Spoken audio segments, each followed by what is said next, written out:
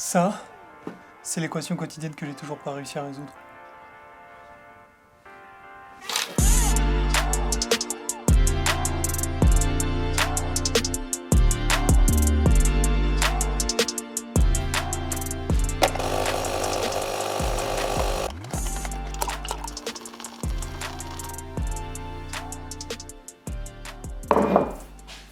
Une semaine, c'est 168 heures. De ces 168 heures, on peut directement en retirer 42. Et ça, c'est si on est un petit dormeur. Ça fait à peu près 6 heures de sommeil par nuit. Ensuite, on peut considérer en moyenne qu'il y a au moins 1 heure de transport par jour. Ça veut dire qu'on a 120 heures de temps disponible à dépenser chaque semaine. La question du coup, c'est comment est-ce qu'on choisit de le dépenser ?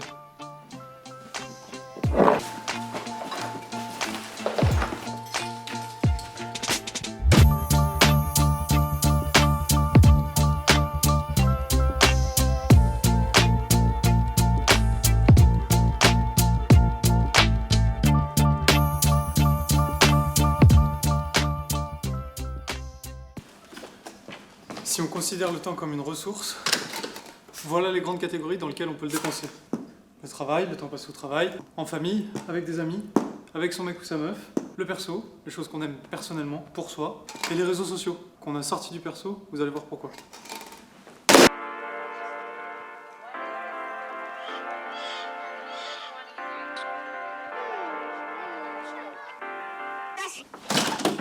C'est ici que je passe le plus de temps, forcément.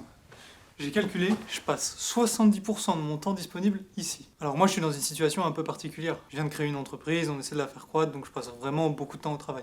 Mais si on prend quelque chose d'un peu plus classique, un 35 heures par exemple, sur les 120 heures disponibles qu'on a définies en moyenne sur une semaine, travailler, ça va prendre 34% de ce temps-là. Ça veut dire que quoi qu'il arrive, il y a 34% du temps qui disparaît au travail. Alors nous on a beaucoup de chance parce qu'on fait quelque chose qu'on aime. Mais pour les boulots qui sont plus alimentaires, ça veut dire que ces 34% ils partent en fumée. Parce que qui dit boulot alimentaire dit forcément un peu moins d'épanouissement, voire pas du tout. Donc ça veut dire que ces 34% là peuvent pas servir pour du bonheur, pour du plaisir.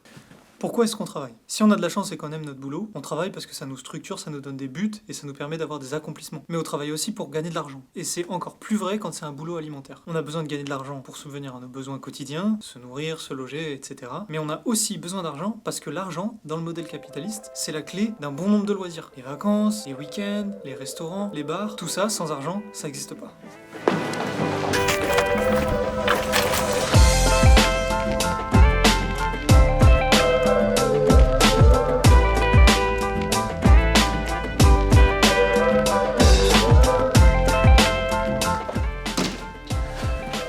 Deuxième catégorie.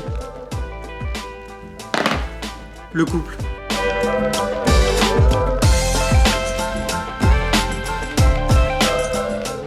Il y a environ 32 millions de personnes en couple en France. Alors ça inclut aussi les mythos. Pas de panique, ça veut dire qu'il y a aussi 20 millions de célibataires. Quand on est en couple, on passe forcément du temps avec la personne. Déjà parce qu'on en a envie, évidemment, mais aussi parce que si on le fait pas, on va rejoindre le groupe de 20 millions. Donc là, on parle juste de temps à deux. On parle pas de temps avec les amis ou on crosse les autres catégories. On va avoir tendance à passer plus de temps ensemble le week-end que la semaine, déjà parce qu'il y a la catégorie travail qui prend pas mal de temps pendant la semaine. Donc si on fait une moyenne, on peut dire à peu près 14 heures par semaine passées avec la personne, donc ça fait à peu près 2 heures par jour. Donc si on reprend notre calcul de base, 120 heures moins nos 35 heures de travail, auquel on retire nos 14 heures passées avec son mec ou sa meuf, ça nous fait 71 heures qui sont encore disponibles. Et là, on n'a fait que 2 catégories. Ça va vite, hein ?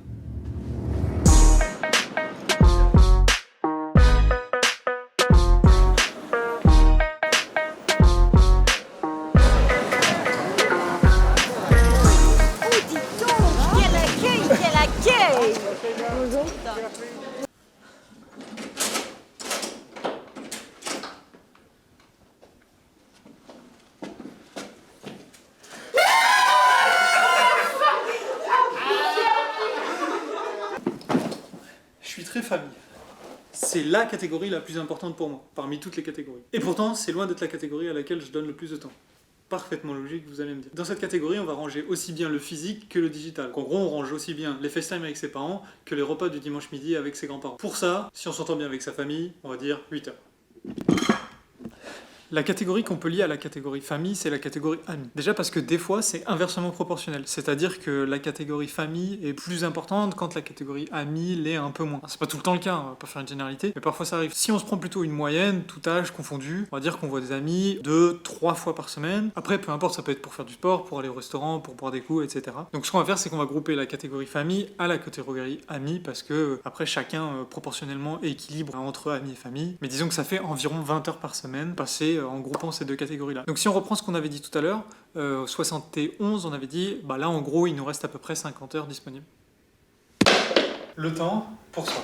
Dans cette catégorie, une seule règle, c'est toutes les choses que vous faites pour vous. Donc ça peut être hyper changeant selon le profil et ce que vous aimez faire. On peut avoir lire, partir en rando, et si vous aimez faire des vidéos par exemple sur YouTube, faire des vidéos sur YouTube, ou tout simplement faire du sport. Et c'est une catégorie qu'on a tendance à sous-estimer parce que ça monte quand même assez vite quand on ajoute toutes les petites choses. D'ailleurs, il faut aussi faire gaffe, parce que généralement quand on se fait dépasser par le temps, c'est la première catégorie qui va commencer à sauter.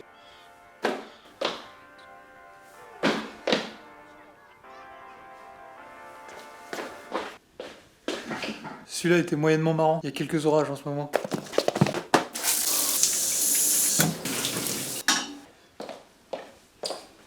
Ok. Donc pour ce qui est du temps perso, on va dire qu'on est à peu près aux alentours de 15 heures. Et encore, faites bien l'effort de tout compter, parce qu'on peut vite monter à 20-25 heures, ça va vraiment très très vite. Maintenant, on va parler d'une autre catégorie. Et cette catégorie, elle est très intéressante parce qu'elle impacte toutes les autres. Les réseaux sociaux. Alors je vous coupe tout de suite, le but ça va pas du tout être de faire le procès des réseaux sociaux et de dire oui, il faut pas aller sur les réseaux, etc. Le but c'est plus de faire un constat par rapport au temps passé. Il y a une statistique très simple qui fait un peu peur. En moyenne, un Français passe 1h46 minutes par jour sur les réseaux sociaux.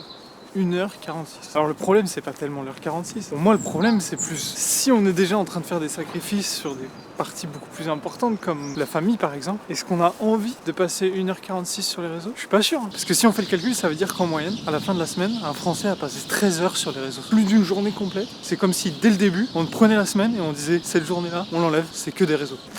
Si vous regardez bien, le compte il y est pas tout à fait. Et alors ça c'est assez simple parce qu'il y a des parties qu'on n'a pas enlevées, qu'on devrait enlever, comme par exemple les repas, le temps passé à la douche, aux toilettes. Ça c'est du temps perdu entre guillemets, c'est du temps qu'on peut pas consommer. Du coup la vraie question par rapport à tout ça, c'est pas juste des maths et d'équilibrer les heures, etc. La vraie question c'est de se dire, est-ce que vous êtes satisfait de votre équilibrage tel qu'il est? Parce qu'en réalité, il est assez facile de changer cet équilibrage. Donc vraiment, prenez le temps chez vous, faites-le, prenez 5 minutes. Et posez-vous la question suivante. Si demain ça s'arrête, est-ce que vous êtes heureux avec cet équilibrage?